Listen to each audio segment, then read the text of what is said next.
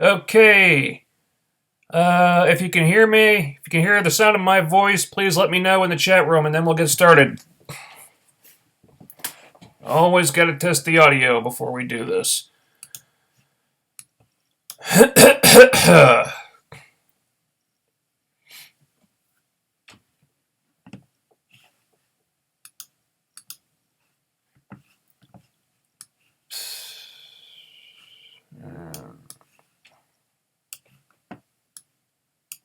Okay. You guys can hear me all right. Good.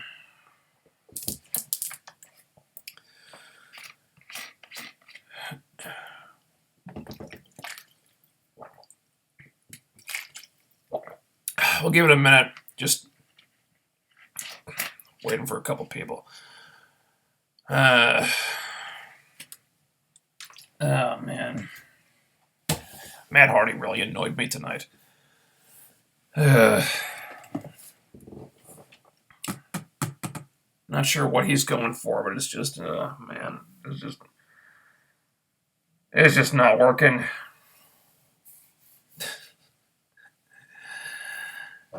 All right. My thoughts on Dave Meltzer? Don't really have any. Don't really have a high opinion of Dave Meltzer. All right, let's get started. Prefer not to go for about 2 hours here this week, so let's try to keep this concise. All right.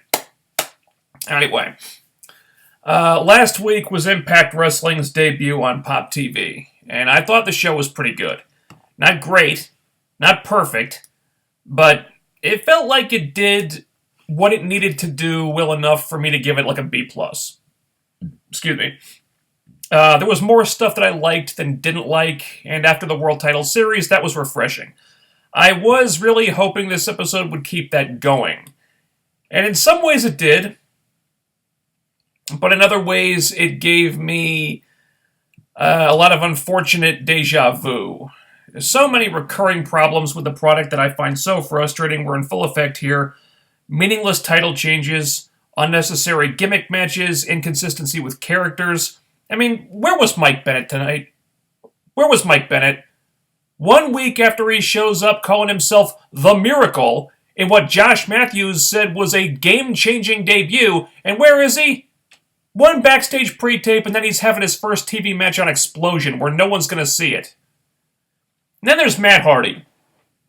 One of the main things TNA were promoting for this show on social media was Ken Anderson's new interview segment with his guest, Matt Hardy. So, Matt Hardy in another talk-heavy segment. What is wrong with this picture? I understand that TNA's inexplicable love affair with Matt Hardy is not over yet for reasons that continue to baffle me, but why on earth are you putting him in a segment like this? What was it about his performance in recent promo/interview type segments that made you think that Matt was going to come off well here? All due respect to the guy, but he's just not in his wheelhouse. You can push him until doomsday, but it won't make him a charismatic talker as much as you might want him to be one. Alright, then there's the gimmicks. Why the hell are you putting Velvet Sky in a street fight? Against Awesome Kong, no less? How in the world do you look at this on paper and think this is not going to be the most awkward matchup imaginable? I mean, thankfully they put Jade in there, and I guess Madison too to kind of alleviate some of that. But why the hell was this even a street fight at all? Was there something wrong with them having a regular tag match? That would have made so much more sense, because when you put Awesome Kong in a street fight where she can do anything, use any kind of weapon she wants, you can't get DQ'd for anything. Realistically, Velvet and Madison should get fucking annihilated on general principles, even if Kong doesn't have a partner with her. And then there's the meaningless title changes. Eric Young wins the King of the Mountain title from Bobby Roode. Just like that. No build-up, no right time, right place, no nothing. He comes out, Roode puts the belt on the line, and Eric wins. That belt gets tossed around like it's a stupid prop that, well, like it's a stupid prop that Booker T pulled out of his ass as a vanity title, and has been treated as such for years now. If that title wasn't a piece of garbage, I might be annoyed by this, but it is, so I really don't care. So as for the rest of this show, it starts as it should, with a promo from our Lord of Wrestling and World Champion EC3. And after 3 months of the World Title Series, starting Impact with a promo segment is not going to get old in a hurry. No, that's good. I can get used to that. First impressions here, they're definitely sowing the seeds of a face turn. The announcers stressing that EC3 won the title on his own without help. Even Jeff Hardy has to admit that he deserves respect for that he's the man. EC3 acting slightly more babyface-like, with him being uncharacteristically appreciative of Tyrus of all people. Even saying that Tyrus can have that title match anytime he wants. He's still a heel, but he's leaning more strongly in the other direction than he usually does.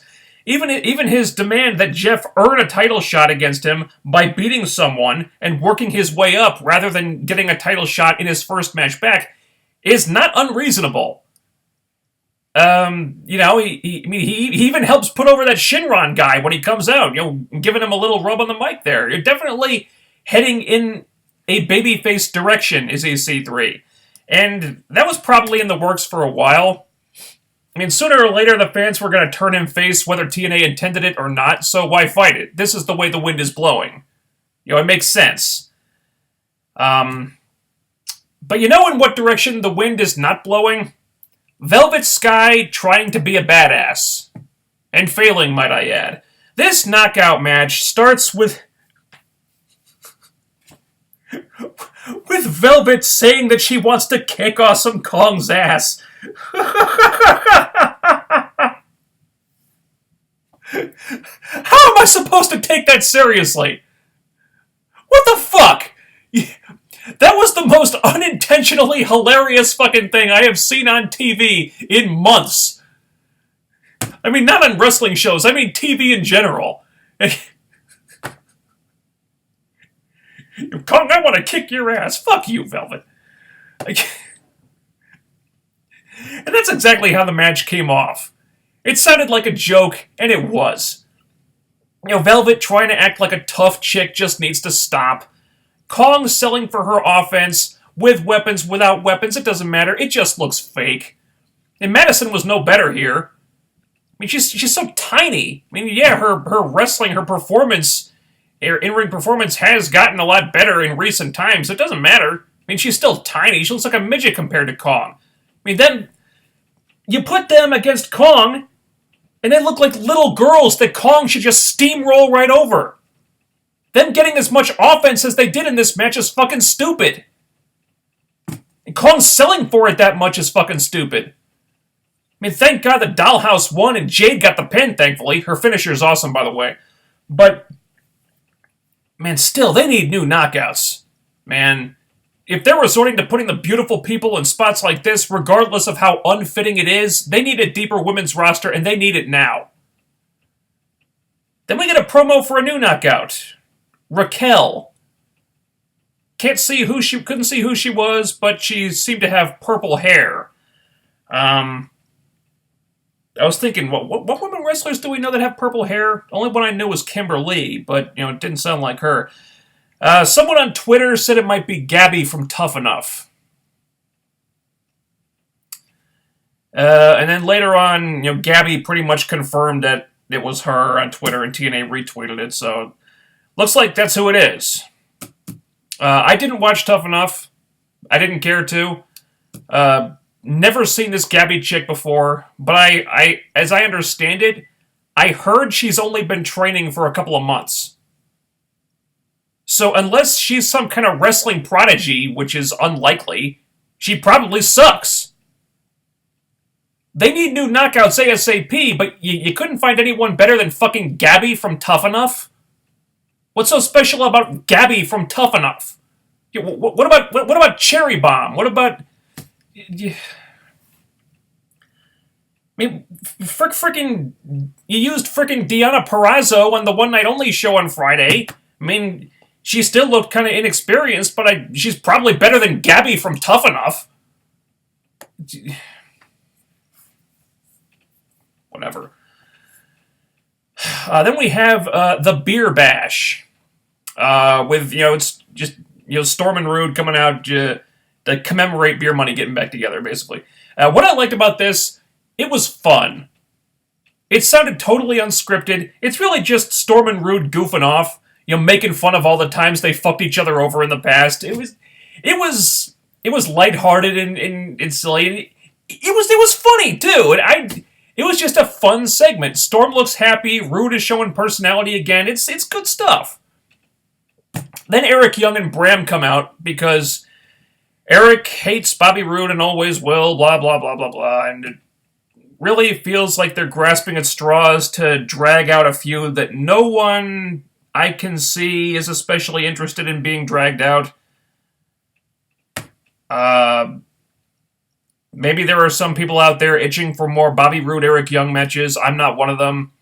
I am glad that Beer Money are not just going to head straight for the Wolves immediately, because that's a feud they need to build up to. But Roode and Eric again? Really? I just don't care to see it anymore. We saw it on and off for most of last year. I've had my fill. I'm sorry. So Roode and EY have another match. I think it's pretty telling that the crowd was super into the Beer Bash segment, but didn't seem to care about this match that much, a feeling I shared with them. Eric and Bram cheat. EY wins the worthless King of the Mountain title. I really didn't care. Moving on, we have Ken Anderson's new talk show segment. Huh? That's funny. I like that name. It seems like a natural thing to do with Anderson. This is something he's tailor-made for. I like that spot for him. So I think this is a cool idea. I'd like to see this segment return. I don't think the inaugural segment came off that well. Because guess what? We have Matt Hardy as his guest. Because for some reason, TNA still think that Matt is charismatic and compelling on the microphone. He's really not, TNA. He's really not. He's still trying to play the self-righteous good guy who certainly didn't cheat to win the title of Bound for Glory. No, he won that match fair and square, goddammit. According to him. Oh, and also, according to him, he's got EC3's number. Even though EC3 has beaten him clean like 3 times. And he's never beaten EC3, ever. No, see, he's got EC3's number. Yeah, sure you do, Matt.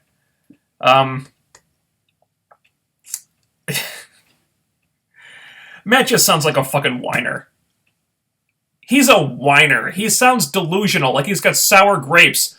Bottom line, alright? Bottom fucking line. Every time Matt has faced EC3 one-on-one, EC3 has beaten him decisively. Decisively! In a way that really does not warrant a rematch at all.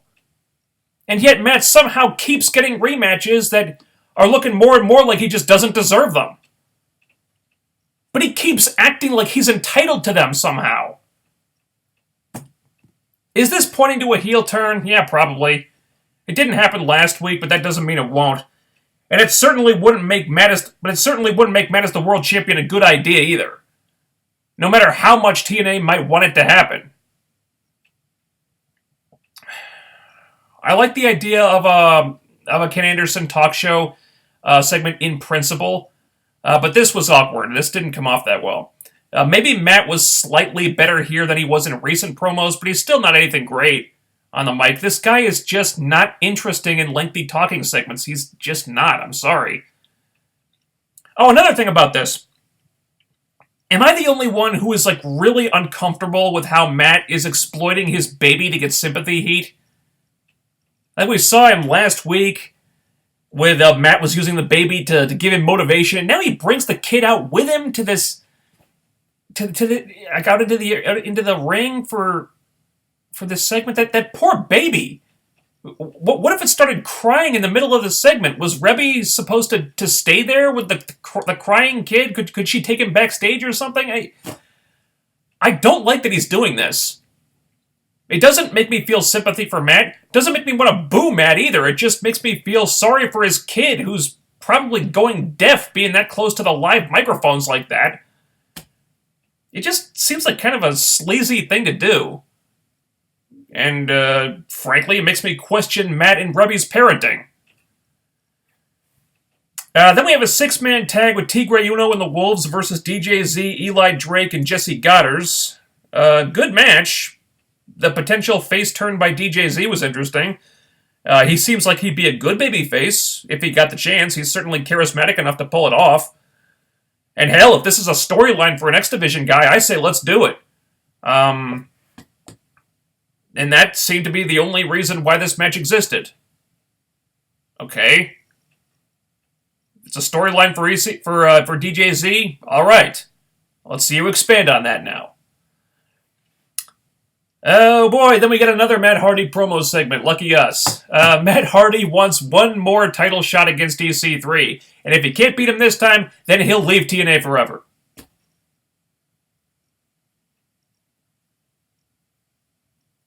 To quote every Star Wars movie ever made, I've got a bad feeling about this.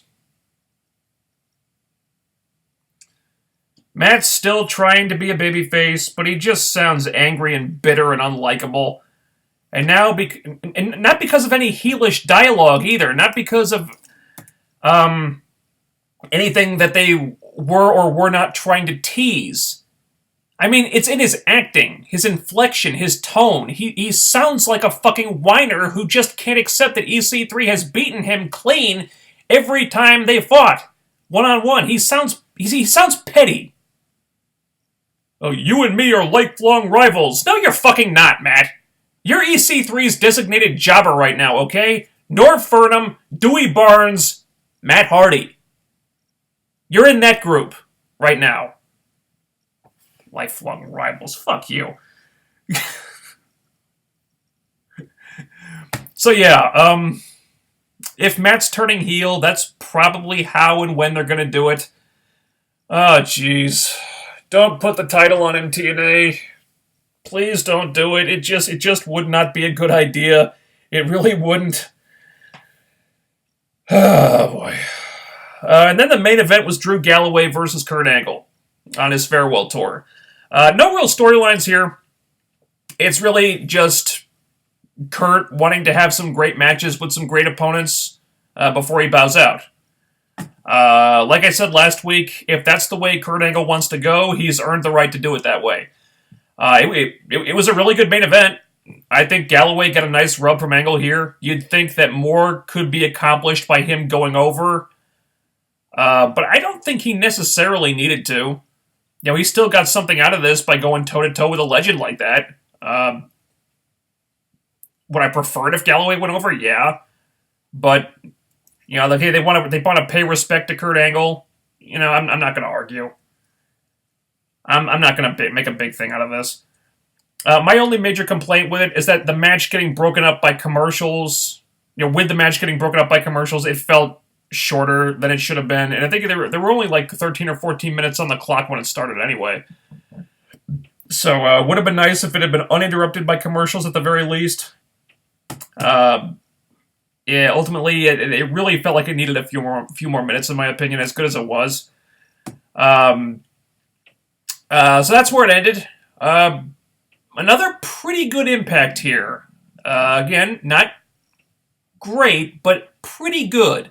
I think they struck a really solid balance between wrestling and non-wrestling segments, so neither felt monotonous or overdone, and they were spaced out well enough, so you get one, and then you get the other, and then you get one, and then you get the other again, and so you get like a nice break in between them all, so it feels like there's variety there, whereas, you know, the World Title Series shows were just wrestling. It's like, I need something that's not wrestling, please. Okay, now we've got that, and they're spacing out the segments appropriately, and it feels it's much easier to stay invested and interested in what's going on now. So that's good. Storylines are back finally. I am kind of dreading the potential outcome of the biggest storyline right now, but it beats having no storylines at all. The biggest problem here is just that a lot of the creative team's usual annoying habits are still there. Title changes that don't mean anything, gimmick matches that don't need to be gimmick matches and would actually make more sense if they were not gimmick matches, etc. That said, since we're just coming off the World Title Series and it's really the first time they've gone to this well in a few months, because of that, it didn't bug me as much as it usually does. That doesn't mean I want to see it, though. So overall, another pretty good Impact here. Although there are certainly warning signs on the horizon. So I'm going to cross my fingers when it comes to that. And now we go to the Peanut Gallery. Let's see. Jeff Atwood. So the SmackDown spoilers. All right, spoiler alert here. Del Rio wins back the U.S. title.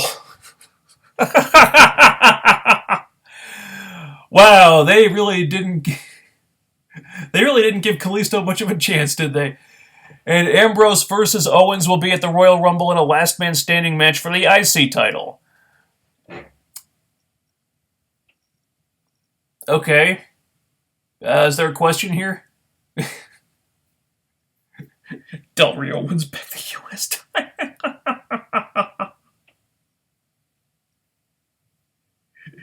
So yeah, Kalisto winning that thing on Monday, that didn't mean anything. Poor guy. And that was the first time Lillian pronounced his name right, too. So that didn't signify a damn thing.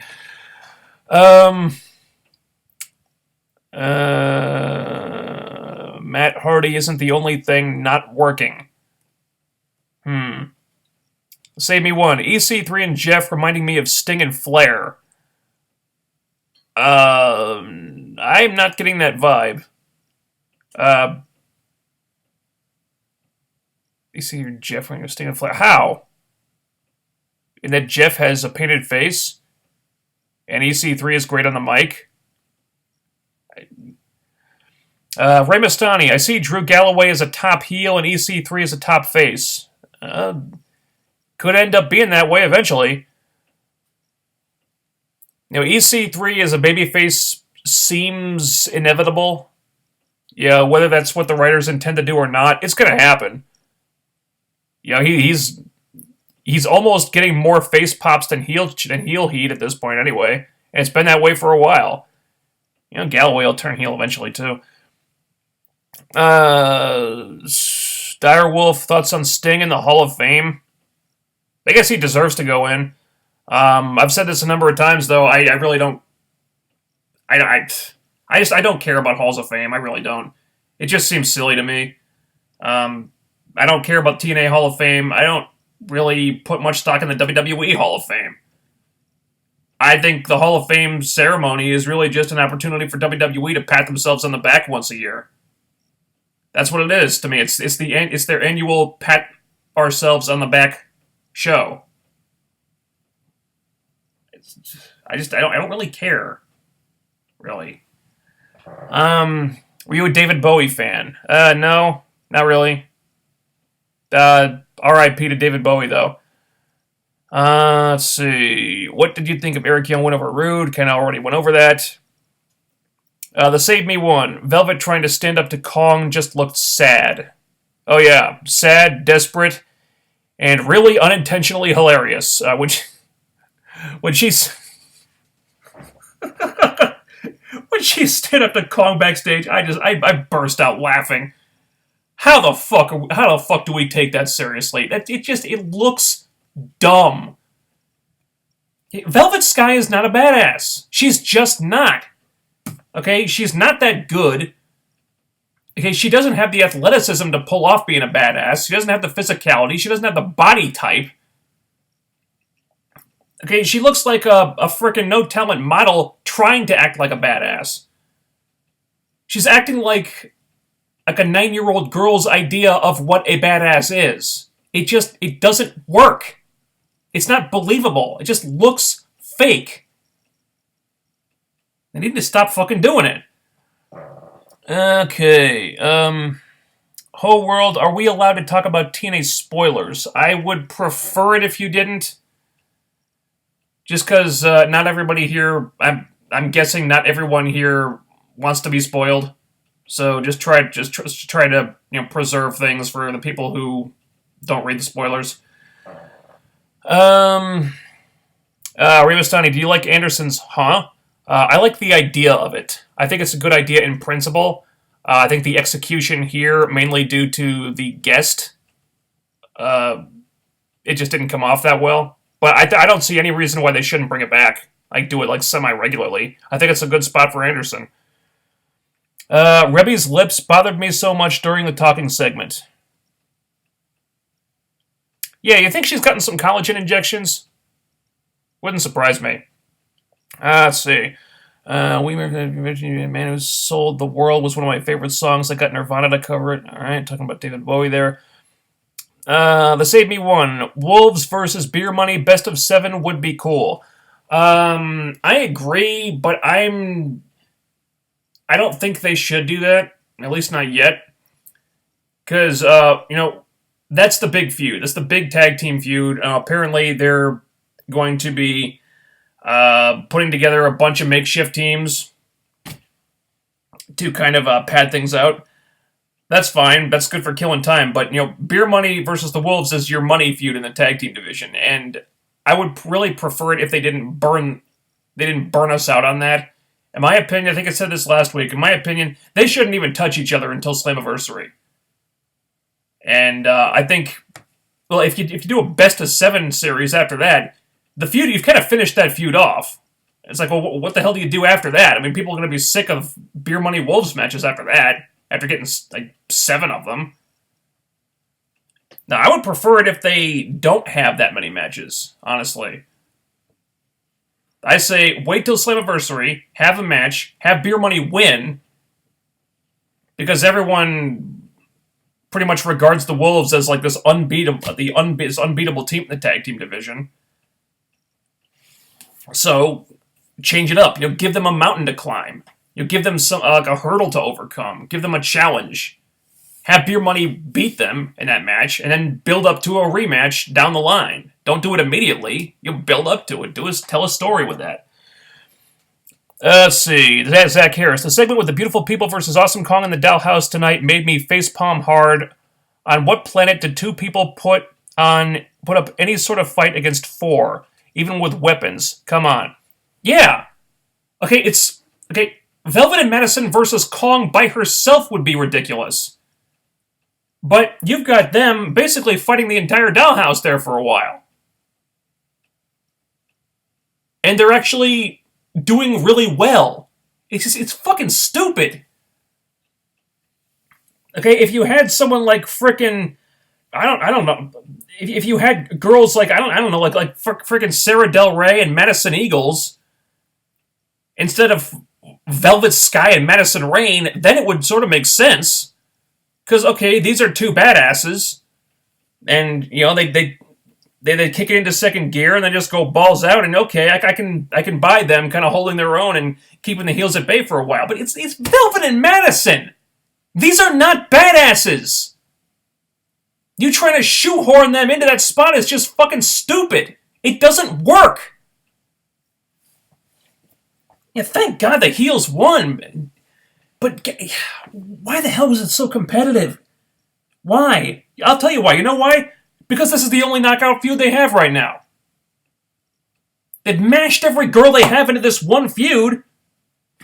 So it's gotta be competitive, because if it's not, they don't have anything. It's the only fucking thing they can do with the girls right now. They need new girls. A bunch of them. I mean, at least 2 in the short term. To replace Taryn and Brooke, give us a feud apart from this. But now instead of a girl that could carry a singles feud, no, we're getting Gabby from Tough Enough, and whoever else. Wow. Did any of you guys watch Tough Enough? I didn't care to watch it. Is Gabby any good? Does she have any noticeable talent that you could see from that show? Because to me, this without knowing more about her, to me this feels like, oh, they saw a girl on Tough Enough, which means that she was in the WWE for 5 minutes, so we have to have her. To me, that's the only rationale that could have been used in hiring her instead of someone else, like like a Cherry Bomb or a Candice LeRae or someone like that.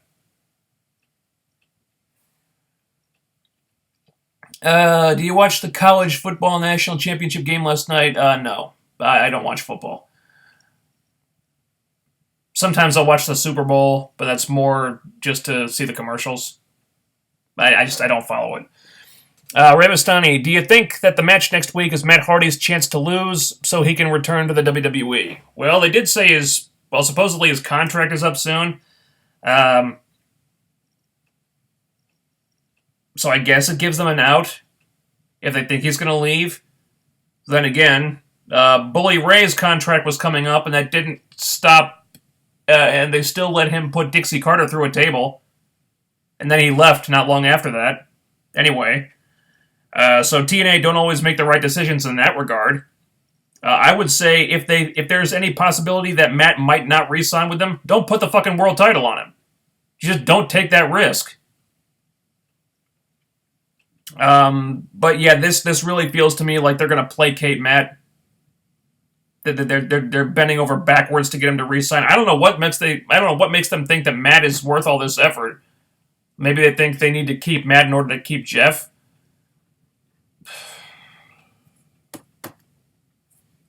I don't know. Direwolf, would it have been better if Asuka hit the beautiful peoples again and again with those kendo sticks? Better if Asuka destroyed the beautiful people? That would have been awesome. Okay, see, someone like Asuka, her I could believe. Holding her own against the Dollhouse for a while. Because Asuka is a badass. Madison and Velvet are not fucking badasses. It's just... No. No. Since Jeff is cleared, is it possible he goes to WWE? Anything's possible. I kind of doubt it. I think, where he's at in his life, he's probably not looking to go back to that schedule. Plus, if I'm Jeff Hardy, I probably got some loyalty to TNA because they gave him a second chance when not a lot of people probably would have. Plus, the lighter schedules probably works for him. My guess is Jeff sticks around. But, yeah, nothing's for sure, I guess. Okay. Yep, the only good thing about Velvet is her fake tits. Yep, stay classy, Ramastani, but yeah, I'd agree with that. The Save Me one. Raquel is Gabby from Tough Enough. She's supposed to be a big deal in Brazil. Yeah. Okay, big deal in Brazil. Is she a wrestler? I heard she was like a fitness model or something. Okay, if she's got an athletic background, but what kind of wrestler is she? Is she any good? I don't know. Okay, there's a bunch of people in the chat room right now. Somebody had to have seen Tough Enough. Does Gabby have any kind of discernible talent? There's got to be a reason why they signed her. Direwolf, thoughts on Kenny Omega as a promo guy? You know what? I haven't seen a lot of Kenny Omega's promos. I'm a big fan of Kenny Omega, the wrestler, though. That's a guy that I think really needs to be signed by one of the major companies in America. Now, maybe that's not what he's looking for, but that guy could do big things in America if he wanted to. Let's see. Direwolf, thoughts on... Okay, spoiler alert. Courtney Rush coming to TNA. I'm happy about it. I like Courtney Rush a lot. I have a few concerns. It looks like they're going to be using her as a manager for right now. I think that's good because it lets her show off her character work. And I think if Courtney Rush brings one thing to the Knockouts that no one else can touch, it's going to be character.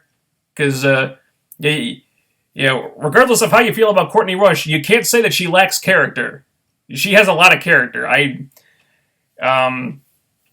think she's underrated in terms of how versatile she is, because she can do like she spent a long time as like the kooky funny girl, like the funny weirdo type character, and now she's doing this creepy, scary, I don't know, like psychotic thing, the demon assassin character, and she's really good at both. I think she's got a ton of range. I watched a bunch of her recent matches when I heard about this. Wasn't totally digging it. And so, like her recent stuff, I'm not sure what's going on there. Maybe she was working injured when those matches were taped. I don't know. It just didn't seem like her best.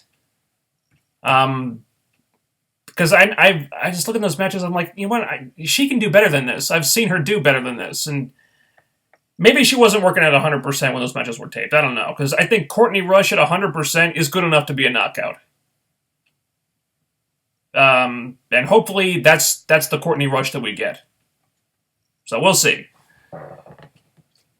Let's see. Direwolf, perhaps Cherry might come in, given Pepper Parks competed against Mike Bennett. Yeah, not the first time they've used Pepper Parks either. They used him at the One Night Only shows last year, and if they brought him back, that's an indication that they liked him. I didn't see that match, but supposedly, it was very well received. So if we get Pepper Parks, hopefully we get Cherry Bomb too. Fingers crossed, because Cherry Bomb would be a great knockout, and they brought her back a couple of times too. So obviously, she must be on the short list by now. Knockout division could damn sure use Cherry Bomb right now.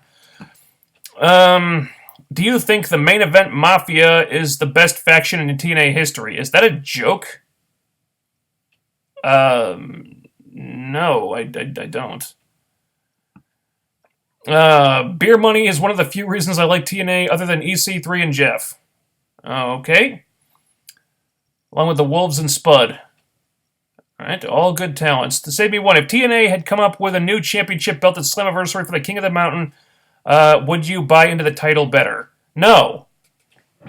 They need to discontinue the entire fucking King of the Mountain thing.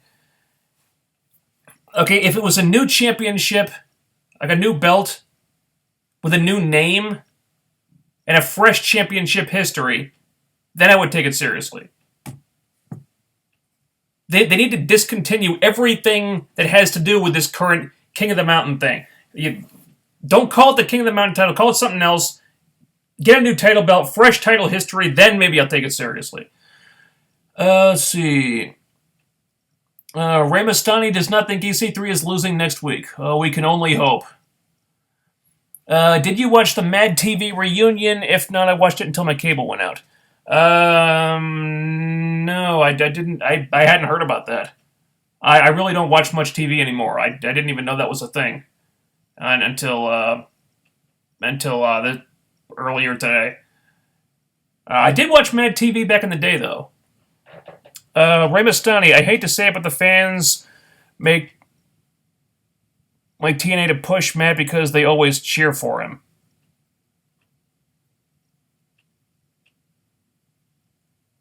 Okay. So what? He gets some pops. So that means he should be the world champion.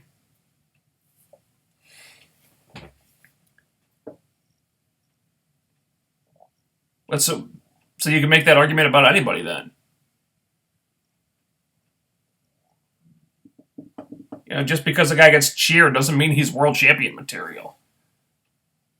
Direwolf, Lashley has more of a gripe than Matt, if anything. Lashley probably has a better argument. I mean, yeah, he lost to EC3, but that was because of outside interference, and, EC3 had help. He cheated to win that one. Yeah, Matt lost to EC3 clean. Lashley should be more pissed off than Matt. Let's see. Whole world. Gabby can't even cut a promo. LOL, hashtag fail. Okay, so she's bad on the mic.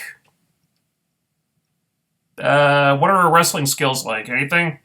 Anything special at all? Or is she someone that they hired just for her looks?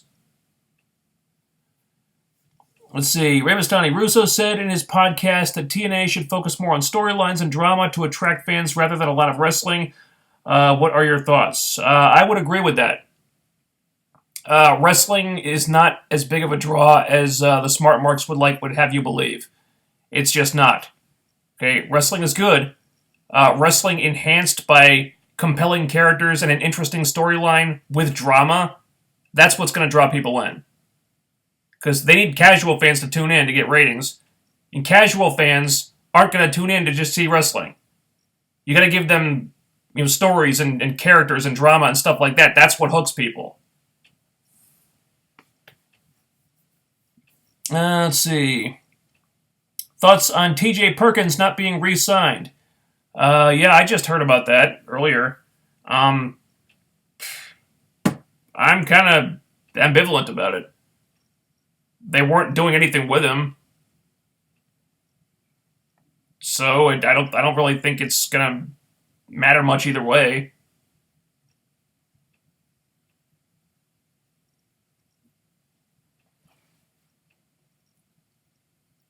I mean, the guy wasn't doing anything, so I'm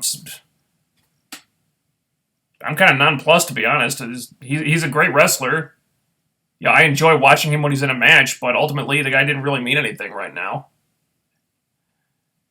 Yeah, Matt just wants one more match. Yep. Christian Cage should sue for copyright infringement. Rey Mysterio, why does Reigns only smile when he gets his ass kicked by Lesnar? No, Reigns smiles at a lot of inappropriate times. He smiles when he's trying to sound badass to Stephanie and Vince. It's kind of stupid that he does it then too. And what was with that at the end when Lesnar kicks it? Lesnar destroys him, and Reigns is grinning. It's like he can't keep a straight face. It's like, dude, you just got your ass whooped. Look upset, damn it. He's like. It's like it's a joke. Like he can't take it seriously. Just give the guy some acting lessons. Christ. Duke Nukem, do you want Velvet Sky to play the same sexy girl? No, I want Velvet Sky to go away. I have absolutely no desire to see her on TNA anymore, period. If she's got to do anything, let her be a manager for somebody. Get out of the knockout division. Open up a spot for somebody else. It just... play a sexy girl character forever. No, I'm done with Velvet. I don't care to see her anymore. She's been around for fucking ever. She debuted when the division started in 2007. It's been like 9 years of this shit. I don't care about anything she does anymore. It's too much. She's been around too long. Alright, it's old, it's tired, it's stale. I don't care to see her anymore. If you gotta keep her around, make her a manager or a backstage interviewer or a ring announcer or something. Just get her out of the knockout division. Same thing with Angelina, same thing with Madison. Get them all off the screen. They've been around too damn long. There we go. Rey Mysterio, what was the whole Willow character about? I don't know, I think that's a character that Jeff does in the indies. He just wanted to do something different. And TNA just wanted to make him happy. It was something cool for a while.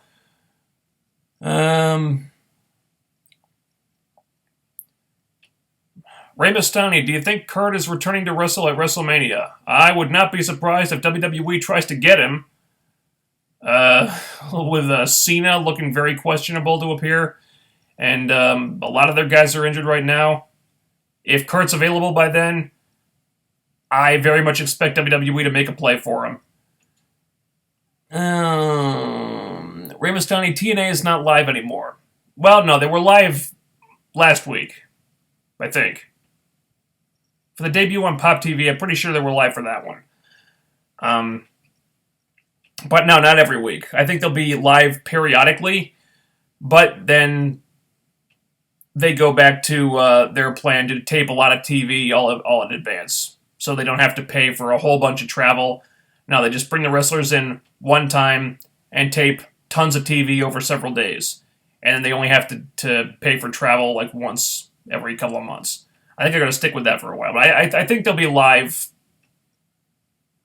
periodically. Let's see. How would you book EC3 versus Hardy? Just have EC3 beat him. Matt is not the guy to take the title. He's not the guy to end EC3's unbeaten streak. He's just... he's not the guy. I don't see why anyone would think he is the guy. It doesn't... no, it's...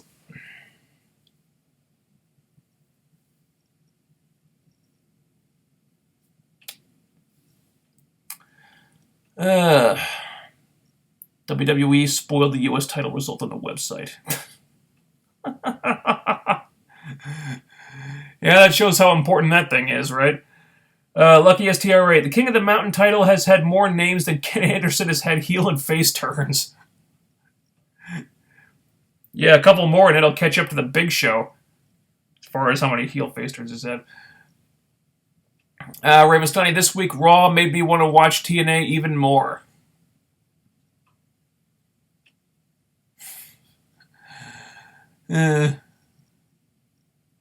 Well, I'll say this for Raw. At least they were trying to do something different. I don't think it really worked for them. Deontay 320. EC3's first loss should be Undertaker WrestleMania loss, but done to put over a young guy. Or a young guy. Alright. Duke Nukem. Awesome Kong selling for Velvet is fake, but selling for girls like Brooke, Gale, and cheerleader Melissa is not. Well, Brooke, Gale, and cheerleader Melissa are better than Velvet. They have different body types, different levels of athleticism, different levels of physicality. Velvet looks like a model trying to be a wrestler. You know, there's a certain degree of believability that these girls that you mentioned can bring that Velvet just doesn't. Rey Mysterio. Besides Drew and EC3, who should TNA push even more to stardom? Well, I guess you could put Eli Drake in there based on his mic skills, if nothing else. I've always been kind of disappointed that James Storm didn't get the main event run he deserved. I thought he could have sold one. I thought he was good enough. Thought he was charismatic enough. Yeah, so there's another one right there. Thoughts on Owen Hart as a wrestler? He was a great wrestler.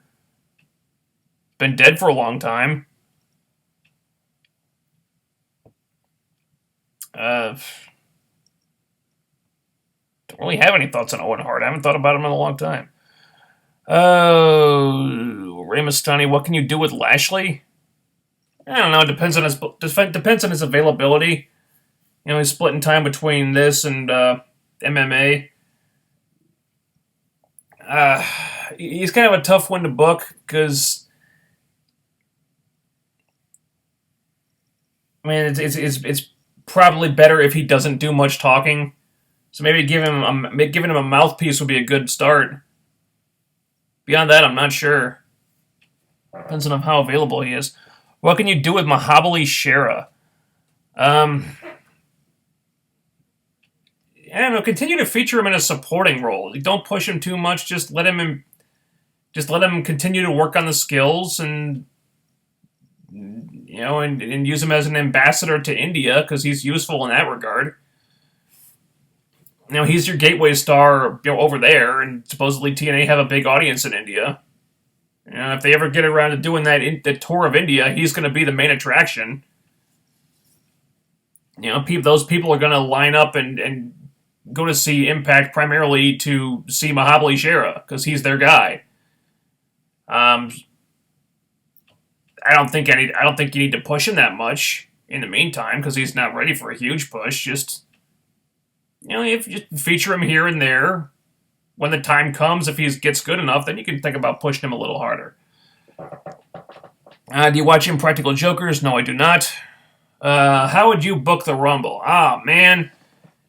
They've kind of booked themselves into a corner here. I think there's a better story to tell with Reigns getting beaten by someone, but there really isn't a good solid candidate for who should beat him. I think. I mean, if they have Brock beat him, then it's just you're probably looking at a rematch from last year's WrestleMania. And I don't necessarily care to see that again.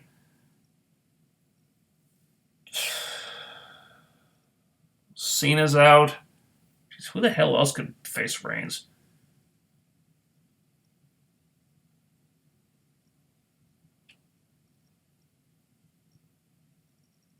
I guess I kind of have to agree with Schleg Daddy. The most compelling story right now is probably if Triple H wins it, as much as I would not want to see that either. It just there are not many options right now.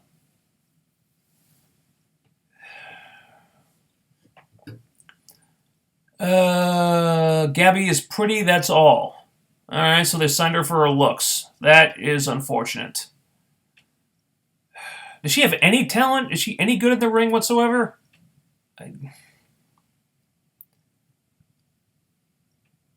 Is it true that Marvel is using the superior Spider-Man suit in Civil War? Not to my knowledge. I don't see why they do that. That'd be stupid. Where's Abyss? He will be back pretty soon, as I understand it.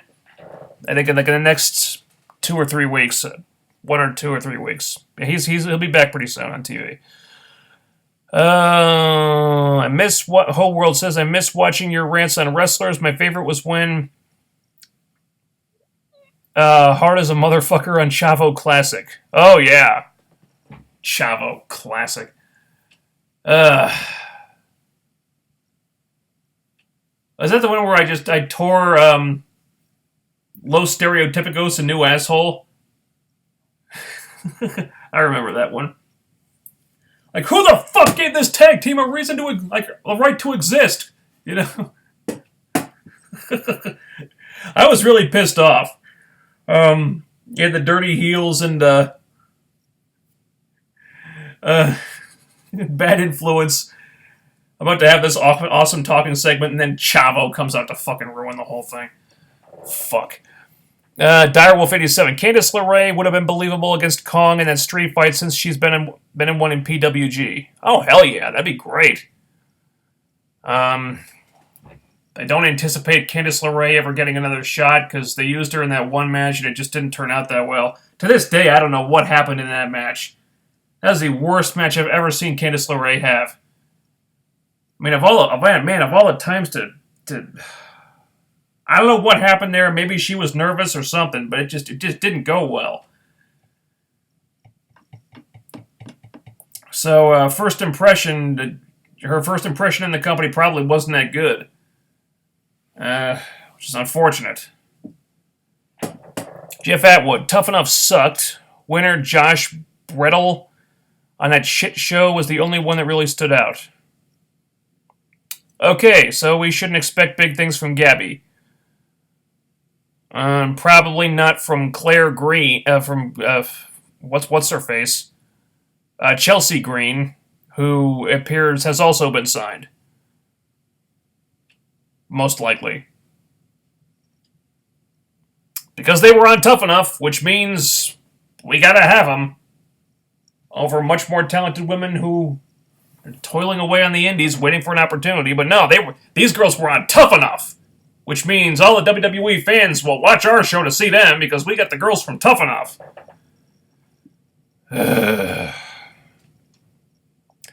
Whole World, Tough Enough was absolute garbage and a waste of time. Also, Paige acted like a total bitch. At least the WWE signed the ones that have potential and TNA signs the leftover chumps. Ray Mastani, if Reigns wins, can you do a rant video? Probably not. I just don't care enough. I mean, if Reigns wins the Rumble, I mean, it wouldn't bother me enough to do a rant video. I mean, I probably wouldn't like it. Like I said, I think there's a better story to tell if someone beats him for the title at the Rumble. But with, I mean, as many people as they have that are injured right now, I mean, really, they don't have many options. So it's like, well, what the hell can they do? Someone beats him, good. If he retains the title, well, they don't really have a whole lot of things that they can do with him right now. So they're in a tough spot. I've seen enough. Gabby can barely take a bump right, and she's a fitness model. She hasn't wrestled on the show at all. So she didn't wrestle at all on Tough Enough? What the hell were they doing on that show then?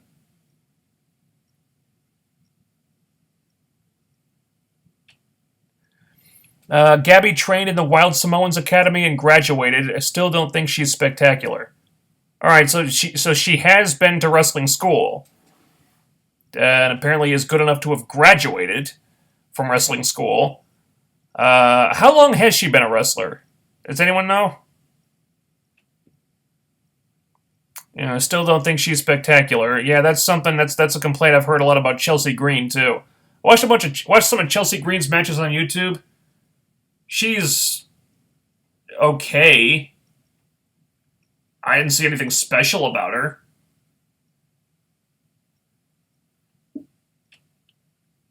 And that's a problem. The knockout division needs girls that have something special about them. Cherry Bomb would be a good choice. You know, fucking Kaylee Ray, Nikki Storm, Shauna, girls like that that have star quality and are also great wrestlers. What the fuck? Why are you interested in these Tough Enough people?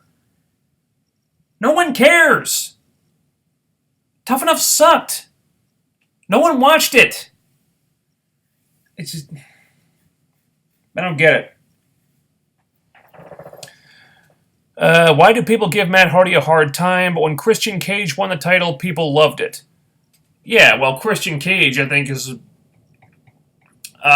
a guy that people had wanted to see get a shot in a top spot for a long time and didn't really get it at that time. You know, in WWE, people were like, Christian could be, he's good enough to deserve a shot to be a top guy. And WWE just saw him as a mid-carder. And so, and plus, Christian is also a lot better on the mic. And as more charismatic in that way. I don't really feel like Matt Hardy has that quality. Jeff Atwood, Tough Enough also sucked due to awful fan voting. It was more of a popularity contest. It was such a mess that I pray WWE comes to their senses and lets Tough Enough die for good. Oh, hell yeah. Now, I said this before. I mean, now that you've got NXT, what the hell is the point of Tough Enough?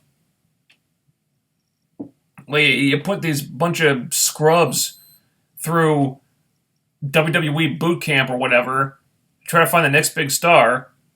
This is what you have a developmental system for. This is so fucking unnecessary. They just put it on to get more needless content when you've already cramming the TV with way too much content already. I mean, you got 5 hours of TV a week. God knows how many shows on the network. Did you really need more? So unnecessary. Let's see. Oh, fuck. Who do you think is Kurt's next opponent, and what about Galloway? Kurt's next opponent? Damn, I don't know. I think he'll probably want to face EC3 again, not necessarily in the next match. I think it'd be really cool if he faced Davey Richards. or Eddie Edwards. That'd be cool. So that's just off the top of my head. New network, same old shit. I don't completely disagree, although I think it's been pretty good so far. Whole World, is Rockstar Spud still with TNA? Yes, he is. He's still there. The Save Me One. Raquel, I didn't know about her wrestling, but she was Triple H's pick to win. Didn't get her anywhere, though. All right, she was Triple H's pick to win, and yet not only did she not win, but they didn't sign her afterward, even though they signed a bunch of the other contestants who didn't win. So maybe he wasn't as high on her as people thought.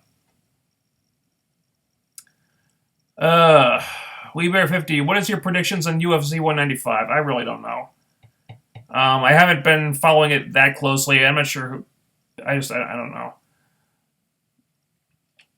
Would you like to see Kurt versus Lesnar at WrestleMania? No. I'd like to see Lesnar wrestling someone else. Plus, I don't think Kurt, at the physical state that he's in, really needs to be facing Brock Lesnar. Probably just lead to injuries. Brock doesn't. Brock's a stiff dude. You face him, you're gonna get beaten up. I don't. Kurt doesn't need to do that to himself. I wouldn't want to see him do that to himself. If he were to show up at WrestleMania, I'd like to see him face somebody else, although they don't really have any solid opponents for Brock Lesnar outside of maybe Roman Reigns, which I wouldn't want to see that anyway. But like I said, not a lot of options right now, so I don't know. No real thoughts on UFC 194. I didn't see it. Tough Enough winner Sarah Lee is awful, and people only liked her and voted for her because she's popular with kids and teenagers. Alright. Another reason why Tough Enough should be done away with. How would you book EC3 versus Eli Drake? I've talked about this before. I would just give them live mics, send them out to the ring, and say, dudes, say whatever the hell you want. And I guarantee you get 20 minutes of fucking gold with these two guys just cutting promos on each other.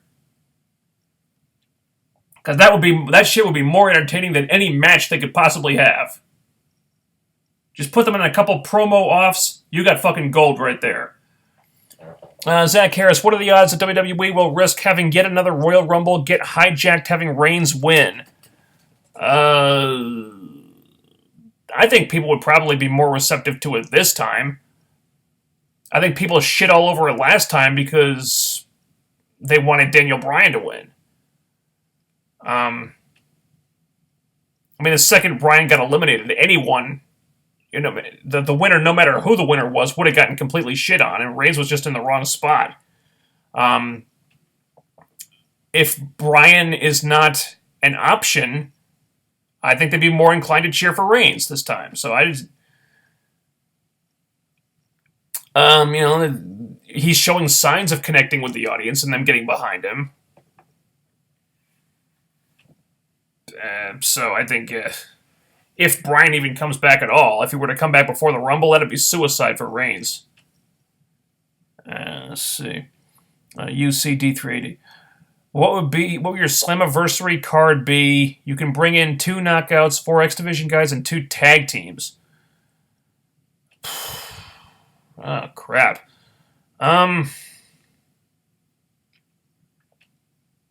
Slammiversary card be.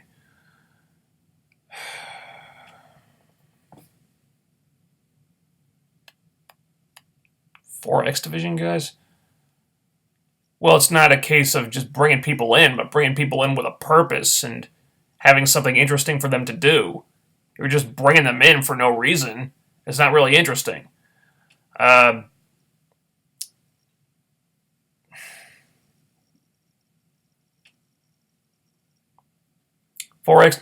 Division guy. All right, well, how about this? I'll bring in Kenny Omega to challenge for whoever's the X Division champion at the time. 2 knockouts.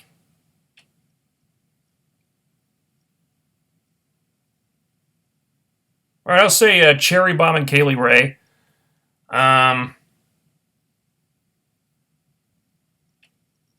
Maybe have them destroy the beautiful people and then go after the dollhouse or something. I don't know. It's hard. It's really hard if you're just bringing people in. It's not enough to just bring them in. You have to have stuff for them to do. And you give me a while to think about that, I could probably give you a better answer. Who would be the big four?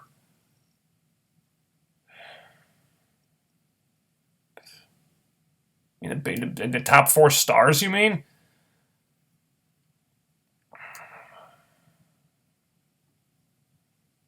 I don't know, the way they're positioned right now. I guess EC3 would certainly be number 1. Probably Galloway, even though he's not really in that spot right now. Maybe Jeff Hardy and I guess Lashley. I mean, in another time, in another place, you probably have Rude and or James Storm in there, ideally, but probably right now it would be those 4. Wasn't James Storm a world champion? Yeah, for like 2 weeks. As a transitional champion to move the belt onto Rude. That's it. You know, he's never gotten that good, solid run with the world title that he deserved, and I totally thought he deserved it. Can Trevor Lee be a main eventer? Well, he's an X Division guy. So in this company, probably not. This company places very little, if any, value on the X Division title right now. And, we've seen how much focus the guys in the X Division get. Virtually none. Could Trevor Lee be a main eventer? Maybe in those few weeks before and after Destination X, when the company actually acknowledges the X Division as kind of a big deal. Maybe if he were cashing in Option C, he could be in the main event. That's as close as I can get you right now. Rey Mysterio is Khali in TNA. The Great Khali. No. So I understand it, TNA, we're using him to help promote the tour of India that was called off because of various reasons. So they were going to use him to draw. I expected they would probably use him on those particular shows, and then they would just part ways. Direwolf, thoughts on this tweet from Matt Jackson, and do you agree? Getting a tweet from a fan saying they hope you break your neck is the modern version of getting stabbed by a fan in a parking lot. Alright, you know what? Whoever tweeted that to Matt Jackson is a fucking prick. Why would you say that? Like, show some fucking respect. Okay, you don't like the guy, fine, but he puts his body on the line to entertain you. So don't be a dick. If you don't like him, just ignore him. Jeff Atwood, people claim that Paige, Daniel Bryan, and The Miz were villains on Tough Enough, but the flat-out truth is Paige, Miz, and Bryan were right to be pissed and mad because of the awful fan voting. Gabby sucks.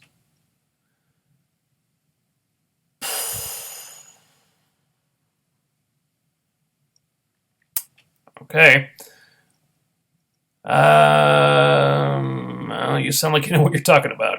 Let's see, Rey Mysterio, give the new Knockouts a chance. Right now, there are no new Knockouts. There is a promo for Raquel / Gabby. That's it.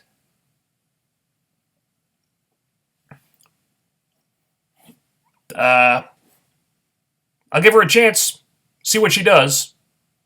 But based on what little I know about her, I'm not optimistic. Let's see. I meant Gabby trained at the Wild Samoan Academy after she was cut from Tough Enough. Oh, so she started training just recently. Yeah, that fits with what I heard. I heard that she had been training for a couple of months. Wow. If she only started training after she was cut from Tough Enough, so she has not been training long at all. Wow. So this is like a Rebel situation where they signed her when she has like no experience at all, and then they put her in the ring when she'd had like less than 10 matches to her credit. It's going to be a situation like that, where they signed her with like fucking no experience at all. Is this a person who needs hype videos? What about her? It makes her a big deal. She's done nothing. She was on Tough Enough. That's it. And now you're hyping her up like a. She hasn't earned that. She hasn't. People once said that Brooke and Taryn were awful signings until TNA gave them a real chance. WWE never would. Maybe Raquel will fit that mold. Anything is possible. Hell, I myself said that what was the point of signing Brooke? And I had no idea why they bothered with Taryn. They proved everybody wrong, including me. Thing is, they had like a dedication. They showed like a real drive and determination to get better, and they both got a lot better very, very quickly. Now, if Raquel can follow suit, okay, good. Thing is, they need someone who's ready right now. And if Raquel only started training fairly recently, then I don't see her being ready right now. Like I said, they need a new knockout that can carry a singles feud to give us something other than this Dollhouse versus Beautiful People stuff. You think Gabby can carry a singles feud right now? Because I don't, based on what I know about her. She can always surprise us, but I'm skeptical. Deontay 320, Santana Garrett wrestled Asuka on NXT and supposed to show tomorrow or next week, and she posted a tweet looking like Sister Abigail, I think. Huh. Alright. No, she had she got on NXT a while back. I think before TNA signed her. Like right before TNA signed her. Like she showed up on NXT, and then a few days later TNA gave her a tryout. Because she was on NXT, that means we have to have her. You know. So maybe she got on it. Maybe she got some interest from the WWE. You know, good for her. Okay, cool to see Shinron from Chikara taking on Jeff Hardy. Yeah, he did a good job. Remistani, Russo also said that TNA's biggest mistake is letting Bischoff go and pissing off Spike representatives, which led to them leaving Spike TV. Well,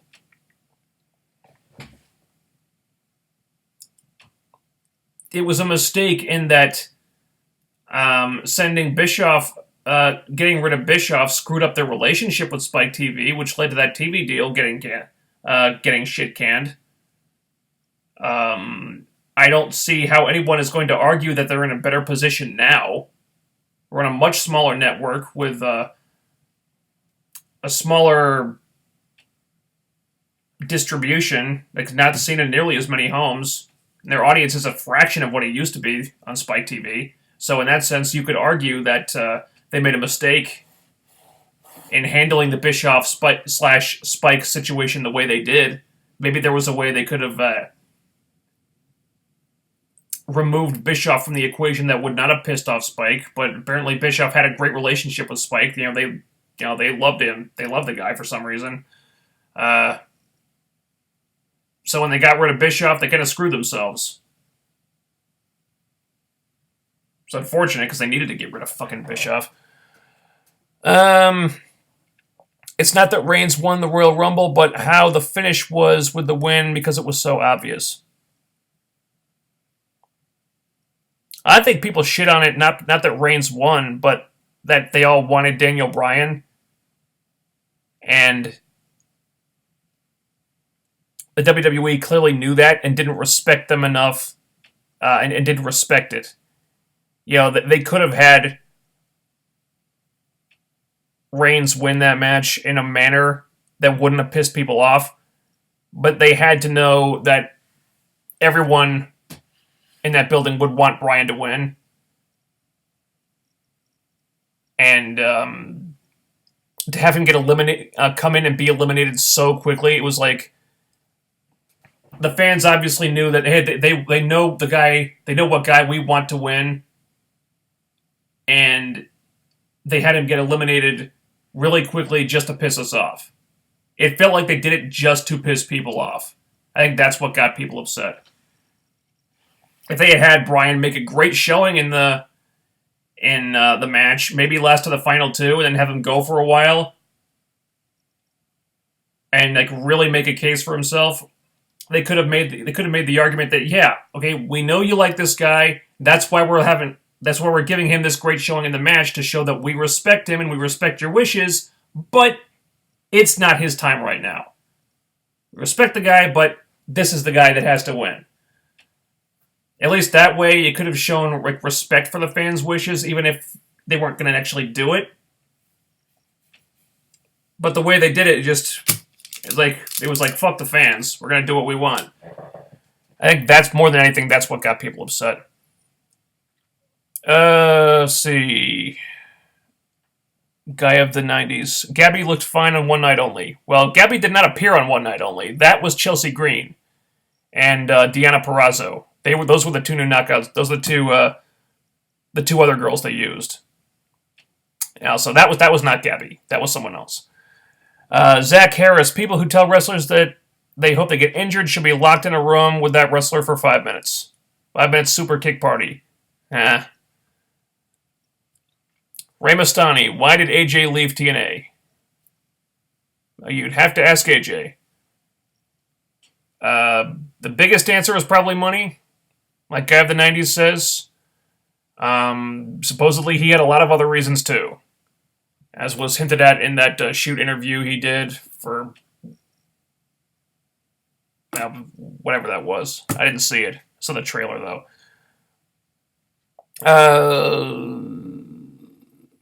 Ray Mastani, what did you think of the opening segment? I liked it. Yeah, went over this in the review. So if you're joining us late, just, I talked about the opening segment, just, go back to the beginning of the video. Lucky STR8, what happened to the partnerships with other promotions? Can't TNA just use some of their female wrestlers? I don't know. Supposedly they had this partnership with AAA for a long time, which amounted to nothing. It involved TNA sending talent to AAA. But I don't see what TNA ever got out of that arrangement. Did they ever get some of AAA's talent? I don't think so. Would have been cool if they could have gotten Jennifer Blake, among other people. But no, that never happened. That whole partnership was just TNA sending talent to AAA. It's like, well, what the hell did they ever get out of this? Beats me. If they had any other partnerships, they're not using them. Were the knockouts the reason you became a fan of women's wrestling? Pretty much, yeah. It was always that thing that was just kind of there. I didn't dislike it, but it wasn't something that I really paid attention to until the knockout division became a thing and it showed me how cool it could be. And so, okay, when women's wrestling is done right, it's really cool. It's really interesting. It's something different. I was like, oh, wow. See, when it's done well, it's something really different. And something that not a lot of other people are doing well. And it's actually it became kind of fascinating to me. Yeah, so yeah, the knockouts, the Gail Kong feud and stuff like that. That's what really jump started my interest in it. Let's see, Ray Mastani, Dixie Carter, in my personal opinion, is the reason why TNA is in the position they are in right now. She is certainly a contributing factor. My Mac, thoughts on Grado becoming the ICW champion by defeating Drew Galloway?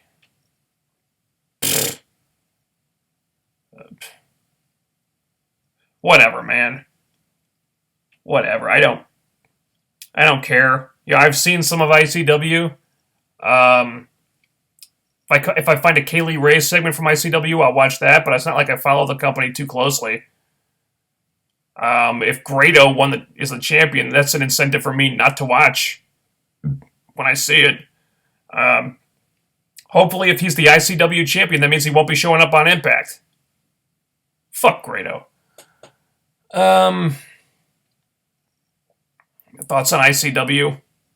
It's a cool indie promotion. I like I like it when I see it, but it's not like I follow it.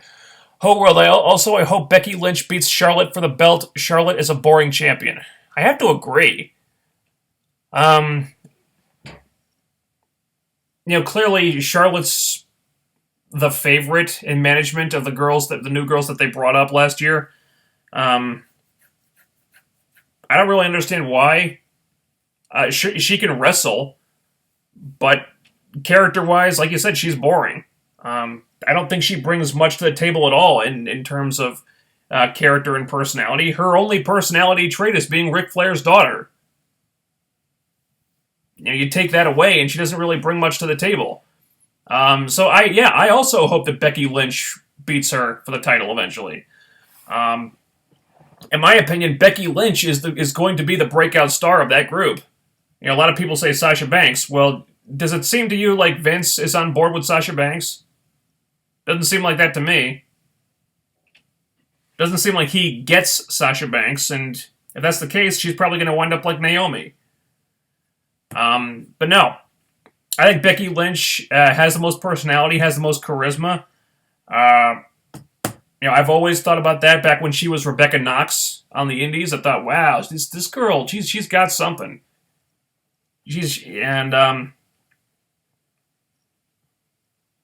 So yeah, always been a fan of hers from way back. I think she has a charisma that shines very bright when she's allowed to show it. Yeah, you saw in that promo she cut on Monday. Not only is she charismatic, she's a good actor. She emotes very well. I think you give her half a chance, I think she'll be a breakout character if they don't fuck it up. Should that guy get locked? Direwolf, do you think AJ will debut in the Royal Rumble? I really have no idea.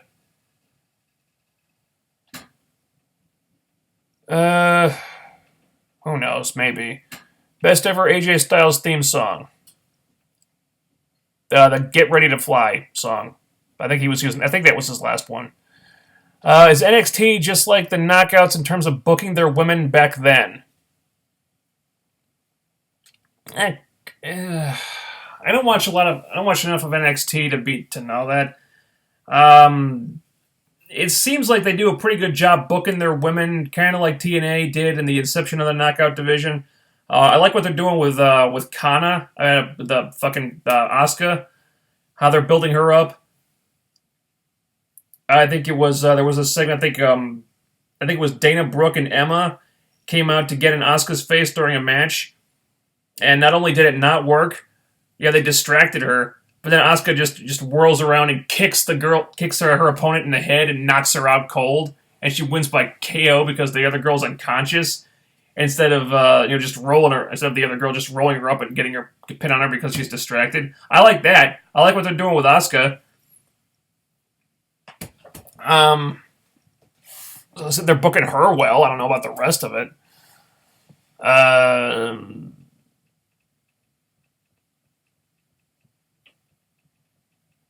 So she's being booked well. You could say that not a lot of the Knockouts are being booked well right now. They were certainly booked better booked better back then. Of course, the division as a whole was booked better back then. Drew Galloway looks like a star. I don't know what WWE didn't see in him. They saw a domestic incident with his ex-wife. Let's see.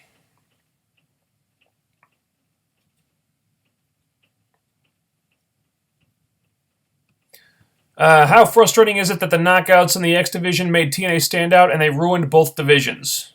It's very frustrating.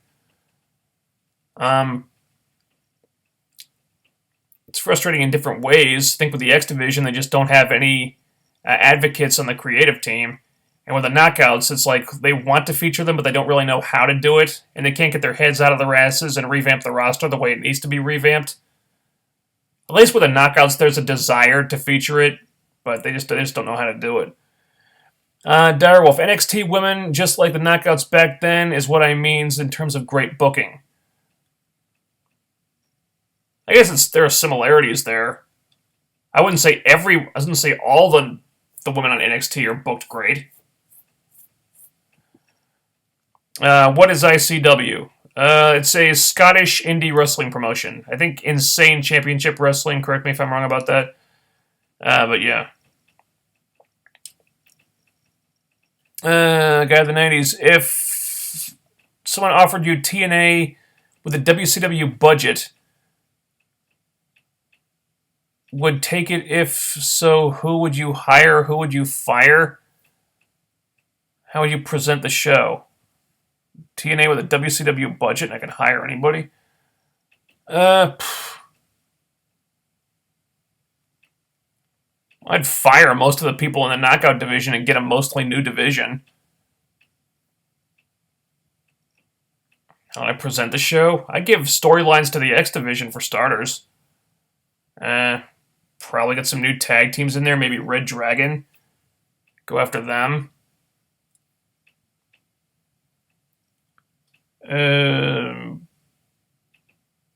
But yeah, Angelina Love, gone. Velvet, gone. Medicine, gone. Probably move Gale and Kong into supporting roles and have them focus on helping get over all the new girls that I bring in. Stuff like that. Ray Mastani, do you like EC3's theme song? Yeah. It's catchy as hell. It's unlike a lot of the other TNA, unlike most other TNA theme songs, in that it sounds like it's not produced by the same person who produces all the others. And it doesn't have lyrics by Dixie's husband. Now, it feels like something unique, which is kind of a rarity when it comes to TNA's music. Some of their theme songs are good. A lot of them are not so good. Feast or Fired is coming up. Oh, Christ. Maybe Grado will get the Fired case. God, I hope so. Becky Lynch is really showing that she has personality. I think The Office is doing it to piss the fans off. Why would they be doing it to piss the fans off?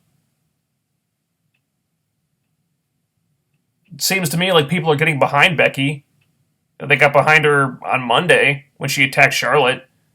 Are they trying to piss people off in the sense that people would rather see Sasha or Paige get pushed? Well, they're injured right now. They can't wrestle. So they got to push somebody. I think Becky makes sense to do right now. Ray Mastani, did you ever like Feast or Fired? Not particularly, no. I think it's a cheap ripoff of Money in the Bank. It's always felt that way. I don't like it. It feels too gimmicky. Let's see. What for Jimmy Havoc? I'm not familiar with Jimmy Havoc. I tweeted Dixie Carter and said I would rather have Nikki Storm and Kaylee Ray. That was my write-in vote for them. Emailed Mr. Plinkett and never got my pizza roll. Well, the thing probably... Well, if he mailed you a pizza roll, it probably wouldn't be edible by the time you got it anyway. See, I think you answered this question, but are you going to watch Batman v Superman when it comes to theaters? Or wait for other people's reactions on how the movie went? No, I'll see it in theaters. I'll see it in theaters opening day. Hell yeah. Do you like Beer Money's theme? Yes, I do. Very catchy. Main Event Mafia's theme song was good.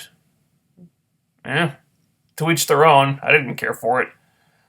The movie I will check out is Suicide Squad. I hope it doesn't suck. Oh, I'm so hoping that they don't mess up Harley Quinn. It looks good so far. But who knows? Sasha is coming back in February or sooner, according to her refuting Meltzer's claim that she is injured. All right. Well, they got to push somebody in the meantime. And it's not like they were pushing Sasha before.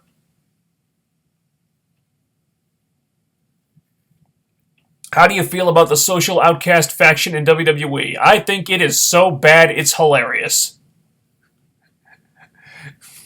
I like social outcasts in the same way that you enjoy watching really, really bad movies. You just laugh their ass off at how stupid they are. That's why I like social outcasts. I think they're funny. They're a terrible faction, but that's why it works. It's so inexplicable and so bad that you can't help but laugh at it. Yeah, I like it. I like it ironically, but I get a kick out of it. Let's see. Favorite Mad TV sketch? I don't know. This show's been off the air for fucking years. Lowered Expectations was funny. It's the only one I really remember. I don't like the pairing of Bram and Eric Young. Bram deserves better. You could argue that Bram should be deserves to be getting pushed more based on him having all the intangibles to be a main eventer. You could also say that they can't risk pushing him that much because he was in trouble recently, and until he proves that he can stay out of trouble, I would at least like to see him be on the show in some capacity. But if they can't really push him, but they still need to kind of protect him at the same time, I think it's a good spot for him. Aces and Eights should go in the Sarlacc pit. Oh, hell yeah. Fuck those guys. Which character in Batman v Superman are you looking forward to the most? Looking forward to? Probably Wonder Woman. Just because I'm really curious as to how the first cinematic iteration of Wonder Woman will be. I'm encouraged based on what we've seen. I think Gal Gadot looks like Wonder Woman should look. That's really all we have to go on right now. Sasha will be back soon either way. Alright, if she's back soon, fine. But they still need someone to feud with Charlotte right now. And if Charlotte's not ready right now, then I guess they gotta go with Becky. Because she's the only one who makes sense right now. And this is assuming that Charlotte would even be feuding for the title when she gets healthy. And you don't know that. Like I said, it doesn't appear as if Vince McMahon gets Sasha, rather. So who knows? Social Outcast, the new job squad. Rey Mastani, could you do a commentary with Deluxe Man? Yeah, if the opportunity came around, sure. If there was a subject that I had something to say about. I like Deluxe Man. He's cool. He's a cool guy. Let's see. What about Vancombe Lady? I don't know who that is. Are you happy that Cena is gone for 6 months? I'm not happy he got injured. I think it sucks for him. I don't root for people to get injured. That's just petty and cruel.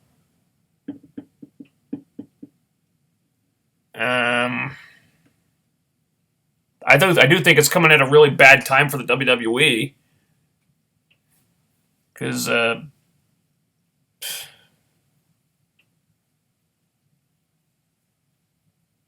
don't know what the hell they're going to do without Cena around. This is the first time that Bo and Bray faced off on Raw. The first time to my knowledge. Axelmania. Yeah. Yeah. Damn it, Curtis Axel is still in the Royal Rumble from last year, goddammit. Until Sasha returns as well as Paige, Becky deserves this push even after they come back. I agree. I think Becky versus Charlotte makes sense right now. How is Kalisto going to be booked from here on by the WWE? I don't know. Probably continue to tag in the Lucha Dragons, maybe get a singles match from time to time. I don't think him winning the U.S. title signifies anything else. Name your WrestleMania card? I don't know. I haven't really thought about it. I think WWE are probably scrambling to figure out what to do now because they got for WrestleMania 2 because they got so many fucking people injured right now. They're probably going to have to really pull something out of a hat.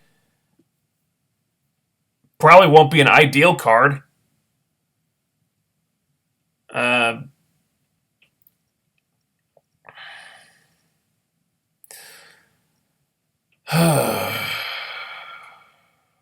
Why you skip John Cena? I don't know. Did you have a question about John Cena?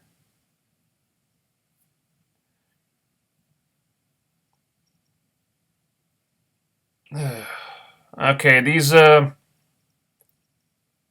I think we're getting to a place where people are asking questions just to prolong the video.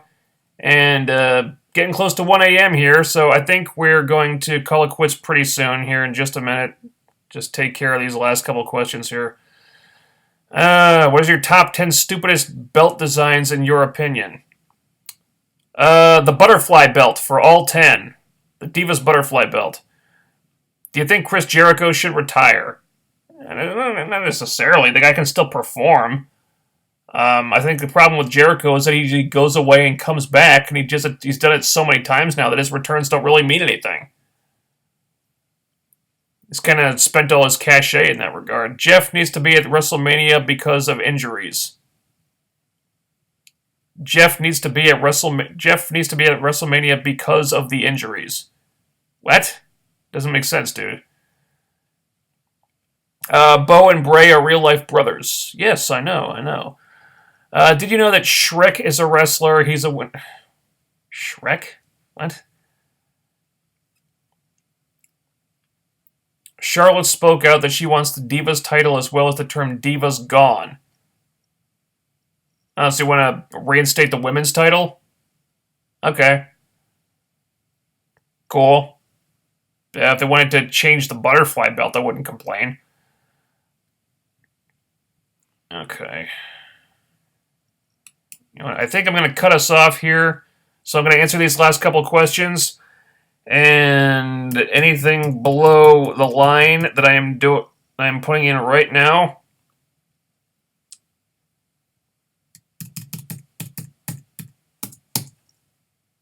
is out of luck.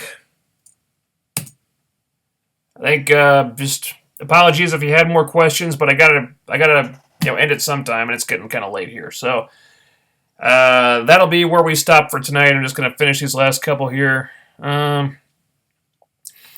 Jeff Atwood, I remember back in your early videos you had a dislike towards Sid Vicious. I think he was okay at best big man back in the day, but nothing special.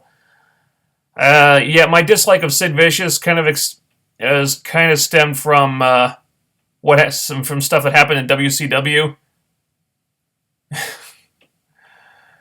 Yeah. So we're just gonna do Sid Vicious versus Scott Steiner. For no reason. It's just, at the pay-per-view, oh god. He jumps off the fucking second rope and snaps his leg in half. Oh god. Jeez, I shouldn't laugh at that. Did you know that EY has held every incarnations of the Legends Global TV King of the Mountain title? Yeah. Yeah.